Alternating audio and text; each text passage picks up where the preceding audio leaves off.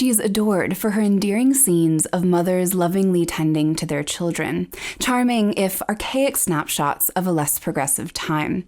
A little context goes a long way when it comes to appreciating Mary Cassatt's practice for how radical it really was, because if you're unfamiliar with her story, it's enlightening to discover that the woman behind all those gentle images was an outspoken suffragist who unflinchingly sauntered into traditionally male environments and redefined what it means to be feminine in the process. This is Several Circles.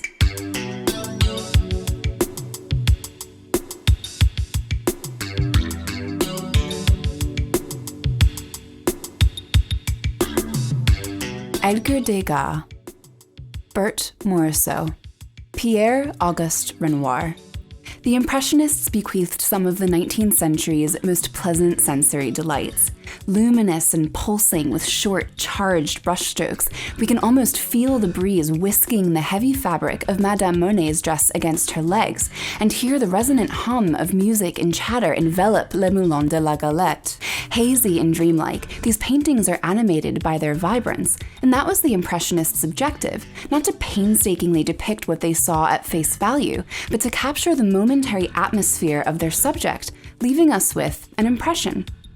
Much like the style in which she painted, there's far more to Mary Cassatt's work than what meets the eye. She invites us to observe intimate, personal, and familial moments in quiet, often interior spaces, but don't let these sentimental images fool you. Cassatt was hardly domestic. Cassatt was born in 1844 in Allegheny City, a former municipality that's now the north side of Pittsburgh, Pennsylvania. She grew up in a large, affluent family, her father a stockbroker, her mother from a line of bankers, so Cassatt was raised like any respectable young lady would have been at the time, to become a consummate wife and mother.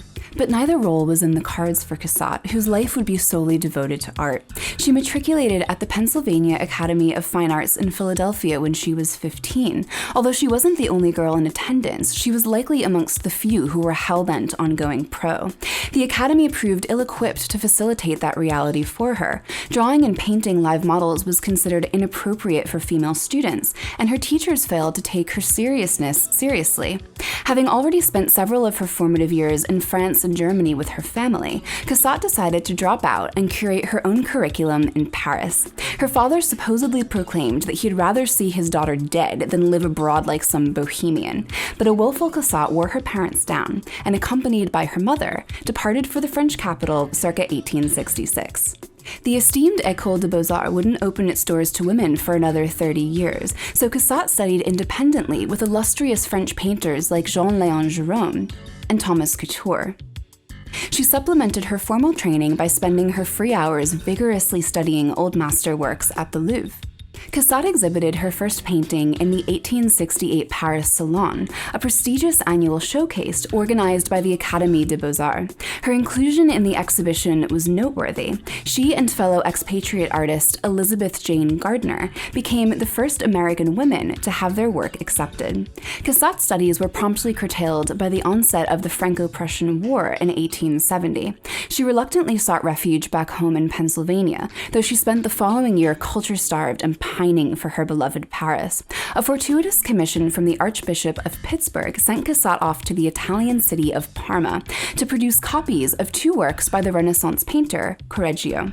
The money from this commission thankfully allowed her to remain in Europe, but she didn't immediately return to Paris. She lingered in Parma with Correggio and his Mannerist contemporary Parmigianino, and subsequently traveled to Belgium and Spain, basking in the glory of Peter Paul Rubens's fleshy Flemish masterpieces and Diego Velázquez's magnificent Baroque portraits. She seems to have been particularly inspired by her stay in Velázquez's native Seville, where she created a number of paintings depicting various Spanish subjects. These early paintings are rich and romantic, but they hint at the exuberance that would shine through her mature aesthetic.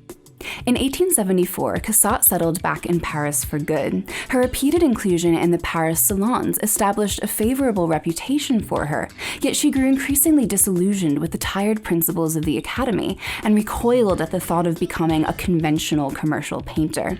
She was far better suited to creative experimentation away from a stuffy old panel of judges. Legend has it that Edgar Degas, the French artist who immortalized the Parisian ballet, was stopped dead in his tracks by one of Cassat's paintings at the Paris Salon in 1874. "Voila," he exclaimed, "here is someone who feels as I do." It wasn't long afterward that Cassat was stopped in her tracks by some of Degas' pastels exhibited in a gallery window. "I saw art then as I wanted to see it," she would recall. Finally, in 1877, Degas asked Cassat to exhibit with the Impressionists. She would be the only American artist to do so, and it was an invitation that would change both their lives. These days, Impressionism is like the brand ambassador of the art history timeline. It's friendly and agreeable, even to the art apathetic. But believe it or not, Impressionism was a bitter pill for some 19th century audiences. It was revolutionary, it was revelatory, it was conceptual. It was the genesis of modern art. Despite their inconceivable influence on the generations to come, the Impressionists only exhibited 8 times, from their first show in 1874 to their last in 1886. They initially called themselves the Anonymous Society of Painters, Sculptors, Printmakers, etc., but adopted the name Impressionists after the term was used pejoratively in a sarky critique of their inaugural exhibition. Poor Claude Monet was especially BTFO'd for his Impression Sunrise, which by today's standards appears entirely innocuous, but the Impressionists were a band of radicals, and Cassat was radical too. Her association with the group was short-lived, but it saved her from a milquetoast career painting prescriptive portraits of the upper class.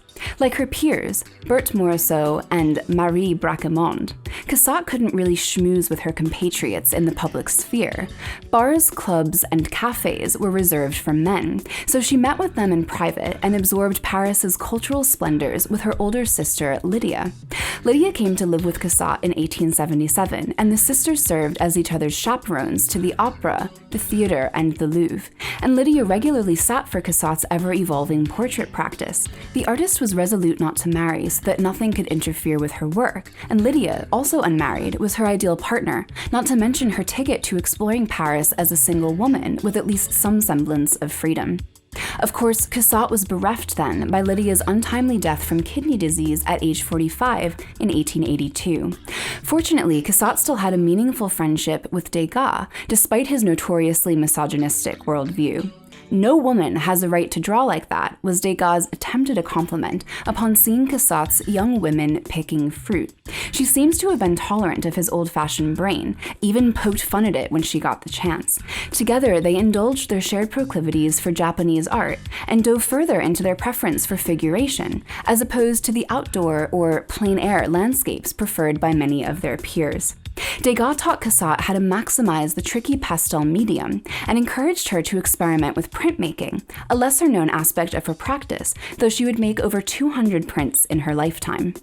Cassat participated in 4 of the 8 Impressionist exhibitions. After the group disbanded in 1886, Cassat pivoted toward the subject matter that most of us identify her with first and foremost: sweet, candid scenes of mothers and nannies caring for young children.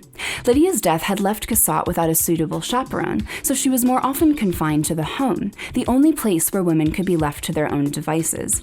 Limited mobility must have been intensely frustrating for the natural-born dissenter, but she took it as an opportunity to transform the way these women were perceived. She made it so that they were seen. Cassat was honored accordingly during her lifetime in France, where she was awarded a Legion of Honor for her outstanding contribution to art. But stateside, renown proved a little harder to come by. When Cassat unveiled her large-scale mural at the Women's Building, a mammoth construction built entirely by women for the 1893 Chicago World's Fair, the allegorical tribute to the modern woman both awed and offended American audiences.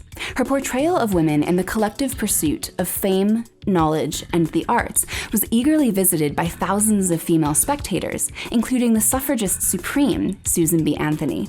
It was also widely denounced, with Degas among the naysayers, though Cassat admitted that his vehement opposition to the project only lifted her spirits and filled her with encouragement. "If I have not been absolutely feminine, then I have failed," she wrote of the commission. The building was demolished at the end of the fair. Her paintings have since been lost. One theory is that they were tragically destroyed in a storage facility fire. Cassat always advocated for women's education and the woman's right to be actively involved in society, but she became increasingly passionate about women's suffrage, the right to vote, in her later years. She was losing her eyesight to diabetes, a fate worse than death for any artist, and one that Degas succumbed to himself, but her inability to paint allowed her to refocus her efforts. Together with her friend, the American feminist and avid art collector Louisine Havemeyer, Cassatt organized a 1915 exhibition to raise money for the women's suffrage movement. The show was to exhibit her work alongside Degas because they were saleable to rich Americans with a taste for the Parisian avant-garde, and because she knew that Degas would be humorously discomforted by the cause. Unfortunately, Cassatt's conservative surviving brothers and their families were in possession of some earlier works that she wished to include in the show. Not only did they refuse to lend them out, but they outwardly boycotted the exhibition and galvanized their associates to do the same. A furious Cassatt forged ahead by simply presenting her more recent paintings, and these kindly images were well received by the exhibition's attendees. The family betrayal, however, was irreparable, and Cassatt saw to it that none of them inherited her work when she died in 1926. But there was a silver lining. Cassatt had a natural sensibility for business and sold many of the paintings formerly designated for her estranged family members to collectors instead. Over the course of her career, she acted as an art advisor and organized the private sale of numerous French Impressionist works to wealthy Americans, including Louisine Havemeyer and her powerful sugar baron husband, Henry, and her very own brother, Alexander, who was the very influential president of the Pennsylvania Railroad. These sales were made with stipulations that the paintings must eventually go to American museums. So the next time you're admiring the Impressionist galleries at the Met, for example, think of Mary Cassatt. Her virtuosic paintings rightfully hang alongside those of the great French Impressionists, whom she personally ensured we would never forget. Thanks for watching Several Circles. Don't forget to subscribe for more videos about the lives and work of extraordinary artists from across history and the present day.